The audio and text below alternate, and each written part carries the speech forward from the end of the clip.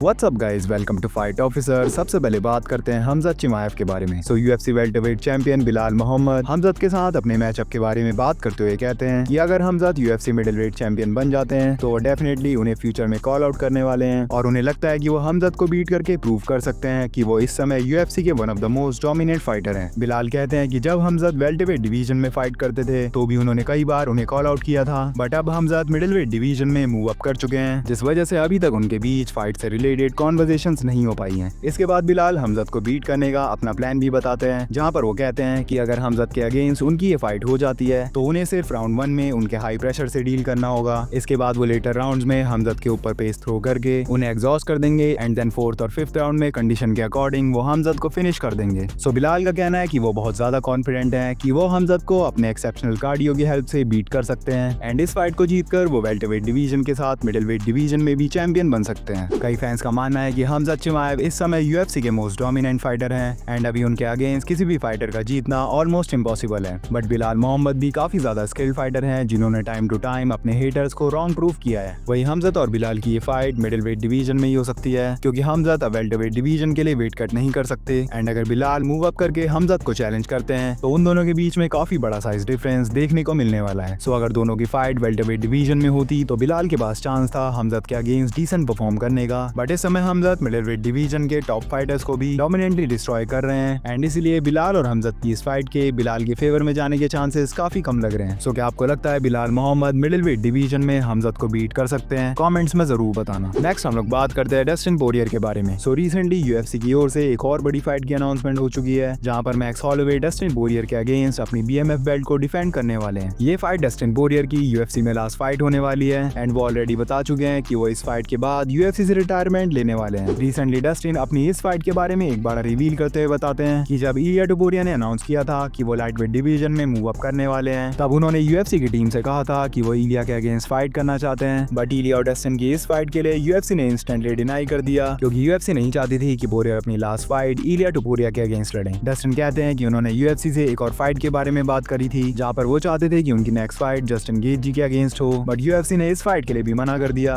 क्योंकि उस समय गेटजी की किसी और फाइट से रिलेटेड कॉन्वर्सेशंस चल रही थी एंड फाइनली मैक्स हॉलोवे को इस फाइट के लिए उनका अपोनेंट फाइनलाइज कर दिया गया। सो डस्टिन पोरियर और मैक्स हॉलोवे की ये फाइट काफी ज्यादा इंटरेस्टिंग होने वाली है एंड डस्टिन के पास ये लास्ट चांस है एक यूएफसी बीएमएफ चैंपियन बनने का। सो आपको क्या लगता है मैक्स हॉलोवे और डस्टिन पोरियर में से इस फाइट को कौन जीत सकता है? कमेंट्स में जरूर बताना। एंड गाइस, अगर आपको अपडेट्स पसंद आई हो तो वीडियो को लाइक और चैनल को सब्सक्राइब जरूर कर देना। मिलते हैं नेक्स्ट वीडियो में। Thanks for watching.